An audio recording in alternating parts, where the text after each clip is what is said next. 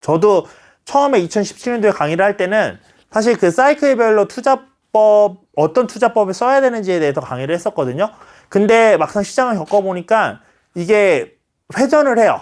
그래서 저도 사실 강의할 때도 지금 시장이 이렇게 흘러왔고 왜 이 투자법에서 이 투자법으로 바뀌었는지 설명을 해드렸으니까 이 투자법이 바뀌는 거에 왜 바뀌는지 왜에 집중을 해서 그 시장 상황에 따라 다음 투자처를 찾아야 된다라고 말씀을 드렸는데 그래도 기본적인 흐름은 있습니다.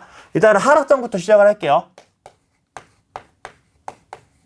하락장에 뭐가 잘 되냐고 그냥 보통 경매 얘기하죠. 경매. 네. 경매랑 경매로 세팅해서 월세 주는 게 좋습니다. 왜 월세 주는 게 좋냐면 일단은 그 하락장이 오는 시기예요. 그 대부분은 이제는 공급 물량이 줄어드는 시기예요. 왜냐면 시장 분위기가 안 좋으니까 건설사가 공급을 잘 안 하려고 합니다. 그래서 하락장이 정말 막바지에 정말 분위기가 끝에 이뤘을 때는 공급 물량이 없어서 전월세가 많이 오르는 분위기가 나오거든요. 그럼 이때는 월세 투자를 해두시면 일단은 현금 흐름이 생기죠. 현금 흐름이 생기고 그리고 이때 또 월세 투자가 좋은 이유는 하락장이었기 때문에 정부에서 어느 정도 풀어줬겠죠. 규제책 같은 경우는. 그래서 대출이 나올 가능성이 높습니다. 그러면 대출 받고 월세 세팅하면은 대출 이자 내고도 현금 흐름이 남거든요. 그래서 제가 처음에 투자했던 시기에는 이렇게 해놓으면 내 돈 하나도 안 들이고 월에 20-30만 원 남는 구조가 가능했어요. 대출 받고 전세 보증금 받고 하면은 투자가 하나도 안 들었는데 이자 다 내고도 막 20만 원, 30만 원. 물론 이제 그때는 금리가 낮아서 가능했던 것도 있지만 제가 블로그에도 한번 적었었는데 2014년도에 금리가 지금 금리랑 똑같습니다. 그리고 제가 투자를 시작했던 때는 2014년도였어요. 제가 이때 지금 이거에서 월에 20만 원 남았던 그 아파트가 대출금리 5%로 받았어요. 주담대. 5%. 그렇게 받았었는데도 20만 원이 남던 시기였어요. 그래서 이런 식의 투자가 가능해지는데 경매로 받으면 일단 싸게 받죠. 그리고 대출이 더 많이 나오잖아요. 그러니까 무피 투자가 가능해질 수 있는 부분들이 좀 있고 그리고 월세 물건은 사실 시세 차익이 보통 잘 안 나요. 이 월세 물건이란 기준은 뭐냐면 월세를 계산을 해봤을 때 얘 월세 수익률 괜찮은데 싶은 물건들은 대부분 시세 차익이 많이 동반이 안 됩니다. 이때 20만 원 남았던 물건 제가 8,400 주고 2014년도 11월에 샀거든요. 그리고 2020년 이때 팔았어요. 얼마에 파는지 아세요? 7,500에 팔았습니다. 이거 혹시 오해하실까 말씀드리면 경기 화성에 있던 아파트입니다. 화성시에 있던 아파트예요. 아파트인데도. 아파트인데 월세 잘 나오는 아파트 8,400에 했다가 7,400에 지금 이제 공시지가 1억이야 불고 이러니까 지금 한 1억 정도까지 다시 올랐더라고요. 이게 원래 1억 1,000까지 갔었거든요. 근데 그 사이에 이렇게 갔다가 요 7,500까지 떨궜었어요. 그러니까 얘네들은 되게 상승에 대한 모멘텀이 엄청 작아요. 그래서 근데 워낙 하락장이잖아요. 그래서 싸게 샀잖아요. 그 월세 좀 받다가 팔면 괜찮아요. 저도 6년 동안 월세 받았다고 그랬잖아요. 그러면 1년에 240만 원 정도는 남았던 거란 말이에요. 그쵸? 그러면 6년이면요. 1200만 원 넘게 남죠. 1,400. 그러면 사실 이거 한 1,000만 원 정도 손해봤으니까 손해로 볼 수 있는데 월세까지 받은 거 치면 벌긴 번 겁니다. 게다가 이거 다른 거 팔면서 그 차손 칠 수도 있죠. 그런 거 생각하면은 월세 받는 게 나쁜 방법은 아니에요. 지금 올해 팔려고 내는 빌라도 제가 그것도 한 25만 원씩 남기는데 그것도 한 6년 들고 있었거든요. 물론 이거는 빌라도 한 2, 3천 정도 다행히 시세 차익이 남게 팔기는 하는데 그거 가만 안 하더라도 그 25만 원씩 6년씩 받았으면 나름 짭짤하거든요. 그래서 요런 재미로 이제 요 시기에는 하는 것도 나쁘지 않다. 요게 이제는 되고 나면 자, 제가 공급이 부족하기 때문에 월세를 많이 찾을 거라고 그랬죠. 그럼 이제 전세가가 진짜 전세 대란이 일어나기 시작해요. 전세가 오르면서. 저희 뭐 1,000만 원, 2,000만 원이면 이제 살 수 있었던 것처럼. 이렇게 되면 이제 이때는 갭 투자가 유행을 합니다. 근데 이때 갭 투자 유행은요. 싼 아파트, 그리고 이때도 마찬가지로 비싼 아파트는 비싼 아파트대로 올라갑니다. 그러니까 중간에 낀 아파트만 이때는 안 올라요. 좀. 왜 싼 아파트냐면 아까 내가 내 집에 사는 편의성과 이자를 감안했을 때 그때 매수하고 말지 한다고 했잖아요. 근데 싼 아파트들은 전세가율이 90%라고 하면요. 2억짜리 아파트는요. 1억 8천이 전세가예요. 그럼 2천에 대한 이자 해봤자 몇만 원 안 되잖아요. 그러니까 이렇게 전환되는 게 쉽게 전환이 되는 거예요. 근데 10억짜리 아파트라고 해볼게요. 그러면 90% 해도 9억이에요. 그럼 1억 대출이잖아요. 그러면 월 분담금이 어쨌든 많이 늘어나긴 하죠.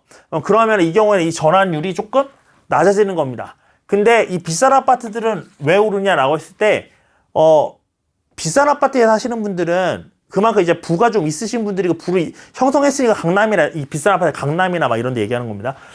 형성하신 분들이잖아요. 이게 캐치가 빠릅니다. 이게 오르기 시작하면 이제 상승장 시작됐구나 하고서 지금의 비싼 아파트 제일 쌀 때야 라는 심정으로 이거 매수를 하시는 겁니다. 그런 분들은.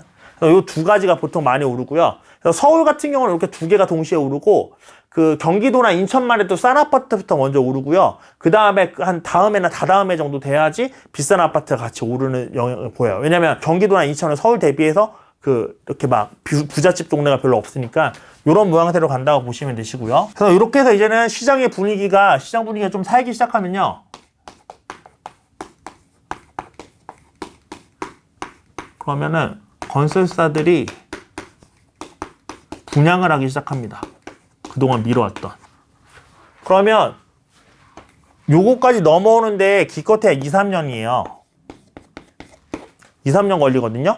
그러면은 2, 3년 만에 분위기 안 좋았던 게 확 반전되지 않습니다. 저희 2014년부터 상승장이었지만 2017년도만 되새겨봐도요. 그때 뉴스에 이제 입주 폭탄 시작된다 이런 얘기 나오면 역시 부동산은 이거 잠깐 오는 거지 또 조정받을 거 이렇게 생각하시는 분들 진짜 많았어요.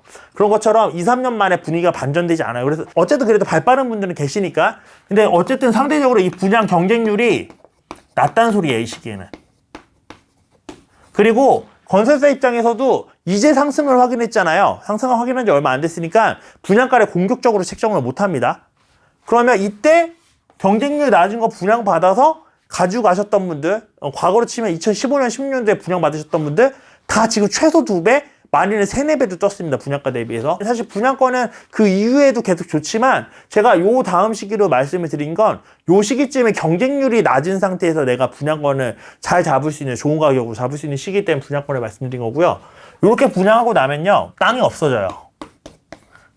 저희 2017년, 18년 이때 분양했던 물건들, 그리고 입주하는 물건 다 동탄 이신도시 미사, 그 다음에 뭐 위례, 그 다음에 파주 이렇게 다 빈 땅 많은 지역도 있죠. 거기 다 싸그리 분양해버린 거예요. 그 분양했던 게 2017년, 18년, 19년에 입주했던 거거든요. 분양했기 때문에 땅이 없어지면 이제 얘네가 뭐 건드려요? 재건축 재개발을 보겠죠, 제재를. 제재 분들께 건설사도 보지만 그 소비자 입장에서도 제재라는 게 결국 새 아파트를 지어서 판 이익을 조합원들도 나눠 갖는 거잖아요. 그럼 집값이 올라가야지 수익성이 올라간단 말이에요. 그러니까 집값이 올라가면 조합원들도 야, 우리 이제 제재해도 돈 많이 남는데 제재할까? 지금 신축 아파트도 엄청 비싸게 팔리는데? 라는 생각이 드니까 이제 제재의 바람이 붑니다. 제재의 바람이 불어서 제재가 오르기 시작하고요. 그리고 이때 이제 또 같이 많이 오르는 게 블루칩이에요. 그러니까 좋은 아파트들. 좋은 지역들이 많이 오릅니다. 왜? 이미 분양도 했고 분위기 많이 살아난 게 이제 인지가 됐잖아요. 그러니까 사람들이 좋은 지역에 내 집 마련을 하기 시작해요. 내가 원래 살던 좋은 지역에. 그래서 좋은 입지, 좋은 곳에 있는 아파트들이 이때 많이 오르기 시작해요. 이 시기에 같이 많이 오르기 시작하고, 여기서 이제 잠깐 말씀드리면, 자, 이때 갭 투자했잖아요. 네. 근데 이때 분위기 살아나면서 건설사 분양한다고 그랬죠. 그리고 이게 2, 3년 뒤에 입주한다고 그랬잖아요. 그리고 입주 폭탄이 터지는 거란 말이에요. 그래서 보통 요거 투자하고 나서 갭 투자의 시기는 2년 정도입니다. 길어요. 그러니까 2년 내에 사서 2년 뒤에 팔아야 되니까. 왜냐면 사고 나서 최소한 2년 있다가 파는 거였잖아요. 지금 뭐 갱신권 때문에 4년이 될 수도 있지만 과거에는 2년이었단 말이에요. 그러면 시기가 되게 짧아요. 그러니까 2016년에 사서 2018년에 판다고 한다. 다 물렸어요. 2015년에 들어가신 분들은 그나마 2017년은 입주장의 시작이었고 그동안 많이 부족했기 때문에 전세가 막 세팅이 안 되고 그런 시기는 아니었어요. 근데 18년도, 19년부터 엄청 심해졌거든요. 왜냐면 입주 물량이 이제 누적되기 시작하니까. 그때 하셨던 분들 다 물리셨던 이유가 분명히 갭 투자가 오고 시장이 살아나면 입주 물량은 예고된 거예요. 2, 3년 뒤에. 시장이 좋은데 건설사가 바보도 아니고 놀고 있을까요? 당연히 분양한단 말이에요. 그리고 입주가 시작되고 물릴 수밖에 없는 거였어요. 그래서 근데 저는 이제 갭 투자를 좀 늦게 알아서 2015년 여름쯤인가 들어갔거든요. 2015년 여름쯤에. 2년 됐을 때 2017년이잖아요. 근데 저는 2017년도 사실 입주 물량이 많아서 부담스러웠어요. 그래서 그때는 1년만 지나면 일반 과세로 팔 수 있었어요. 보통은 그래도 전세 끝나고 2년 뒤에 판다고 다들 그때도 할 때였는데도 저는 1년 지나자마자 다 던졌습니다. 갭 투자했던 거. 그 후에 제가 들어가서 물렸습니다. 그래서 저는 역전세 맞았던 기억이 없어요. 한 번도 역전세 맞아본 적이 없거든요. 이 사이클을 잘 기억을 하셔야 돼요. 왜 그 다음에 입주 물량이 많아질 수밖에 없는지. 그 다음에 이렇게 이제 블루칩들이 오르고 나면, 자, 이제 이 정도까지 상승했으면 그냥 투자를 하려고 하는 이제 대중들이 늘어나기 시작해요. 근데 좋은 지역 다 올랐죠. 갭 투자할 것도 많이 안 보이죠. 그러면 뭘 보기 시작하냐면 이제 좋아질 지역을 찾기 시작합니다. 호재 있는 지역들을 찾기 시작해요. 호재. 한마디 이슈 있는 지역들. 그래서 호재 있는 지역들이 이때 상당히 많이 오르고, 사실 호재는 계속해서 보고 있기는 한데 이 시기가 호재가 제일 많이 이제 부각되는 시기예요.